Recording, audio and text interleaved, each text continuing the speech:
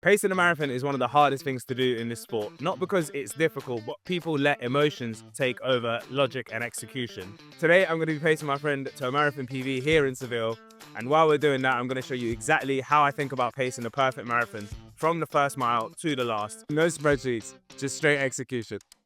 There he is. Oh, the marathon is a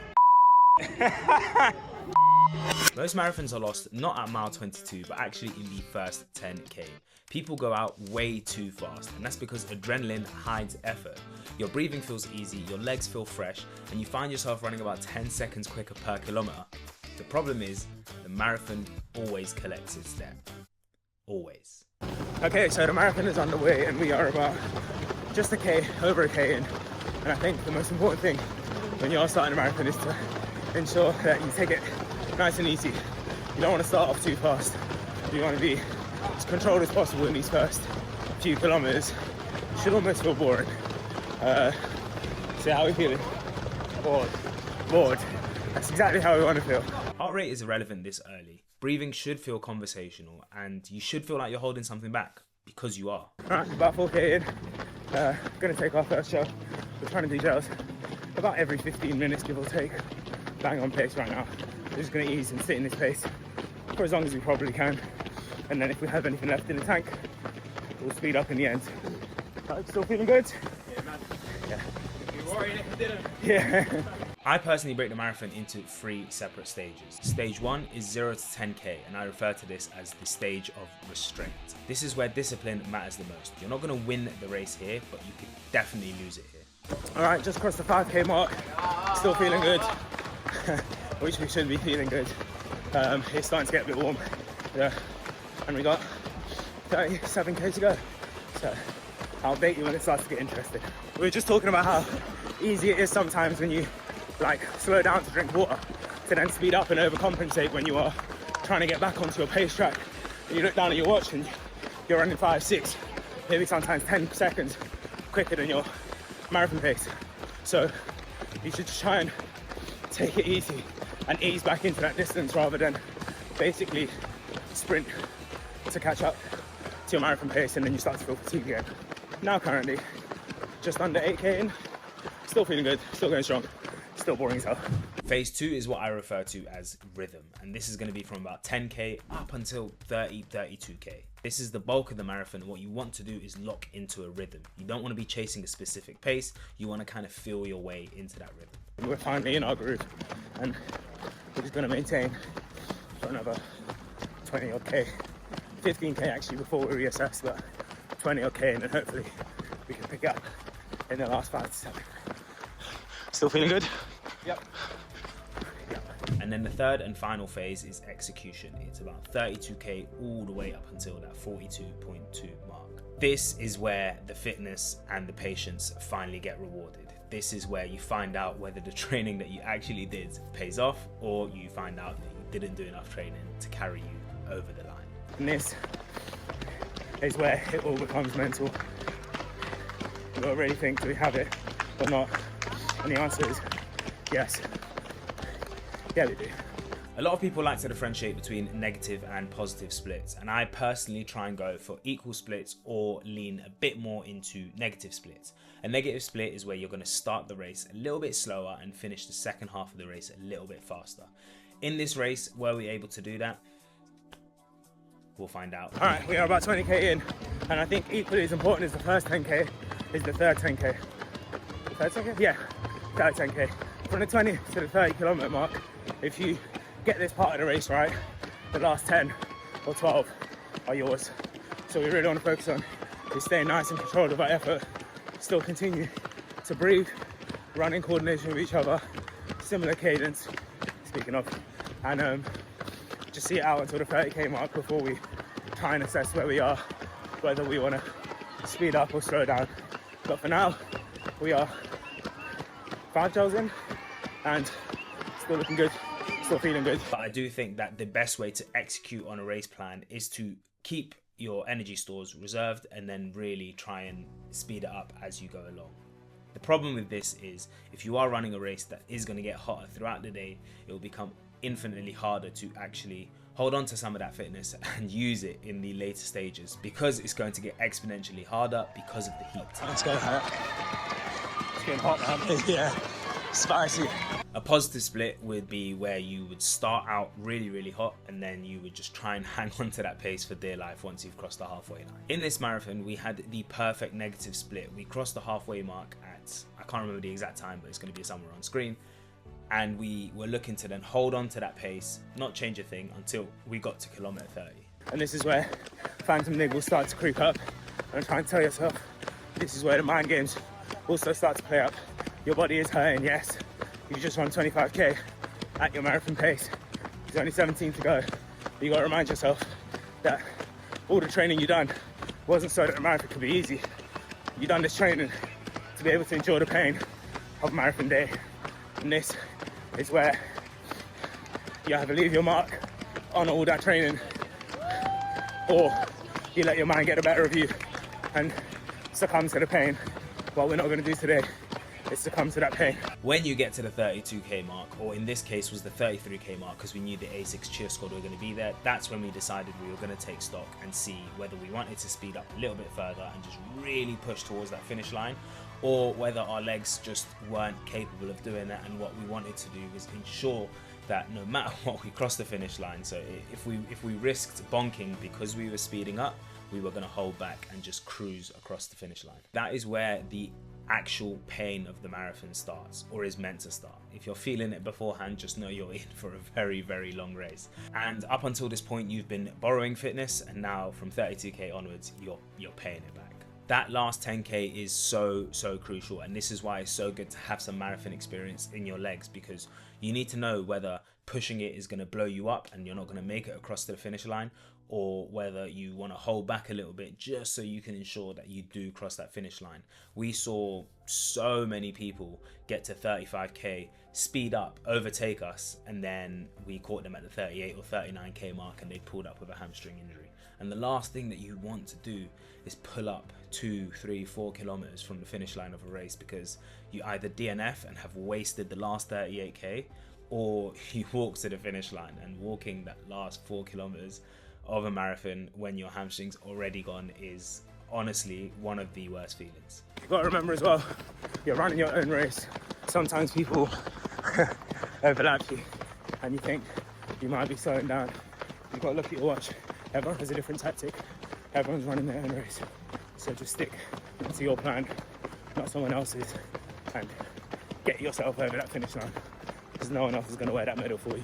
The way to stop yourself from blowing up is to be mature with your decision making. You aren't chasing a time anymore, you're chasing a feeling and sensation. And once your form starts to break down, once you start to feel like, if I push it a little bit too much, I could risk blowing up, you want to hold back. This isn't the time to empty the tank. A 4k, 5k, 10k is still a long time for things to go wrong. You want to ensure that if you are emptying the tank, you're doing that in the last kilometer, 500 meters, and where you can see the finish line. But up until that point, you really want to stay still, reserved, and understand your body a bit more, understand what it's like. And this is why I so highly advocate trying to push yourself as much as possible in your training as well, so you know where those limits are, so you know that when you are pushing, you're not going to go above your limit. You're not going to go to the point where you are breaking down, you are pulling a hamstring. 35k in, starting to get really tough now, but 7k left, 30 odd minutes of running, just under half an hour. We spent so much effort getting to this point in the race. Feels like such a waste to throw it away now. We're hurting, but we're going to keep pushing and get over that finish line with a shiny new personal best. Here is where process matters so much. You want to focus on your cadence, you want to focus on your breathing, you want to focus on your posture, you want to focus on your form. You want to make sure that everything that you are doing, one decision, one step at a time, is getting you closer to that finish line, as close as possible to your goal time. But if you need to let go of that goal time just to make sure that you get across that finish line, that is far more important than, again, blowing up when you have 2, 3, 4k left to go. This is where communication was so crucial for me and Herc as well. How you doing? Yeah? Yeah, we are running.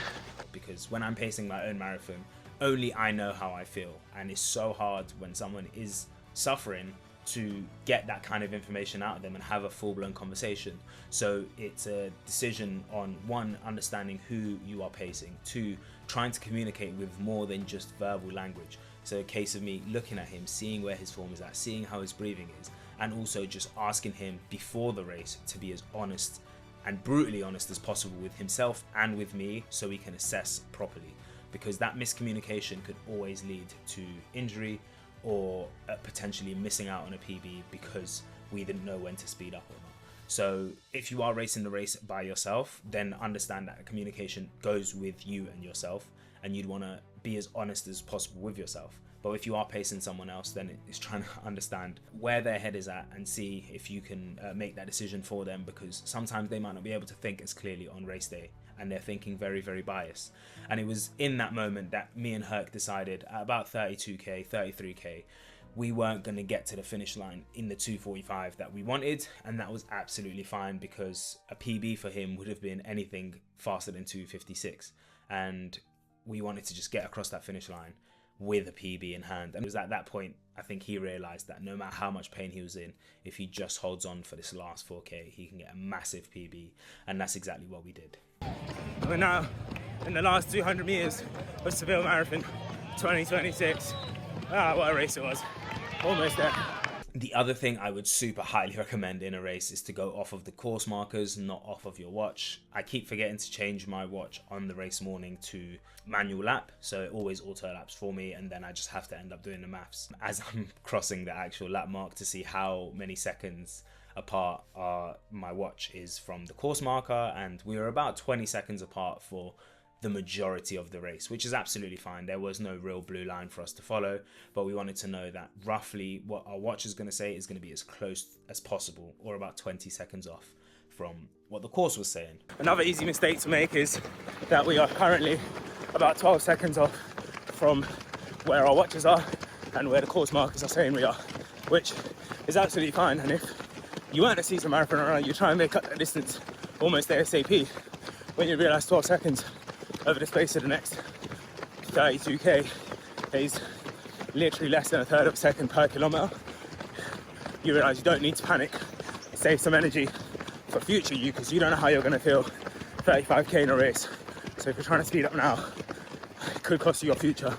And then we saw the finish line. See the finish line? It's just over there. We're in the last 200 meters. But when you see the finish line, that is the moment to empty the tank, because even if you can speed up 10, 15, 20 seconds per kilometer for that last 400 meters, you can shave off a good 10, 15 seconds off that last kilometer, and that can really, again, make the difference between getting the time that you want and not getting the time that you want. And he saw on the clock that it said 2:47 in 30 something seconds, and we bolted down. 10 seconds, 9, 8, 7.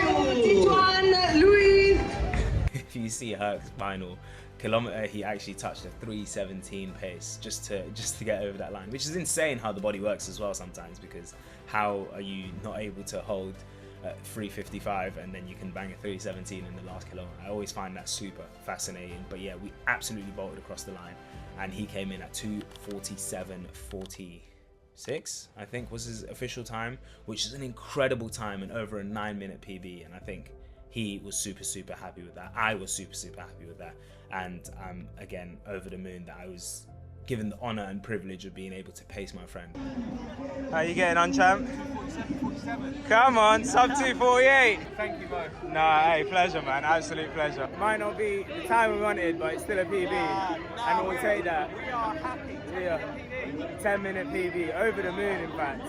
I think I have such an affinity to pacing people because, and I refer back to this race so much because it was such a transient point and a turning point in my running career, which was my sub-3 marathon, where I had people pacing me, and I know exactly what that feels like to have someone pacing you and push you. It's so different in a race when you're running it alone or running it with strangers compared to running with your friends, knowing that people are relying on you, knowing that you're relying on other people, and knowing that you're in this together, stride for stride, pushing yourselves to try and get across that finish line with all a shared equal goal. And that to me is so important, and to be a part of that is so humbling, and I'm so grateful that Herc gave me the call up, and I'm grateful that I wasn't able to run Seville or race Seville the way I wanted to, because I would have missed out on such a blessed opportunity for me. He emptied the tank, and that's exactly how I want to finish my next marathon. Speaking of my next marathon, actually, it's going to be Boston Marathon 2026. So if anyone wants to see how the training for that is going to go, especially over Ramadan, especially over the next 8 or so weeks that we have left until Boston Marathon, then do make sure that you like, comment and subscribe, and hit the notification bell so you don't miss another video, because it really does help the algorithm, and it really does help me continue to make the videos like this for you guys. So I will see you in the next one, but thank you so much for watching. And if you ever want to run Seville Marathon and you need a pacer, 0800 dial a pacer. I'm there. Peace.